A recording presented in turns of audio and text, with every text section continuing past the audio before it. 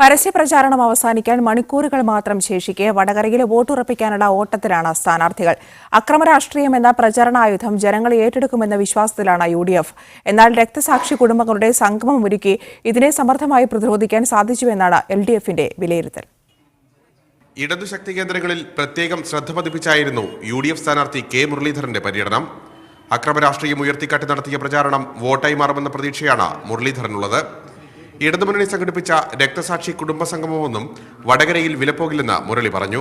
അവര് 1000 രക്തസാക്ഷി സംഗമം നടത്തിയാലും ഞങ്ങൾക്കൊന്നുമില്ല. ഞങ്ങൾ യഥാർത്ഥ രക്തസാക്ഷികളുടെ കുടുംബങ്ങളെയാണ് കൊണ്ടുവന്നിട്ടുള്ളത്. അതായത് ഈ TP ചന്ദ്രശേഖരന്റെ വധം മുതൽക്കുള്ള രക്തസാക്ഷികളുണ്ട്. ഇത് മുമ്പ് ഏതോ പുന്നപ്ര വയലാറിൽ പങ്കെടുത്തതിൻ്റെയാണ്. ഞങ്ങൾ ഉത്തരവാദിയല്ല, അത് ബ്രിട്ടീഷുകാരാണ്. UDFന്റെ ആരോപണങ്ങൾക്ക് എണ്ണി മറുപടി പറഞ്ഞാണ് ഇടതു സ്ഥാനാർത്ഥി P. ജയരാജൻ അവസാനഘട്ട പ്രചാരണം കൊഴുപ്പിക്കുന്നത്.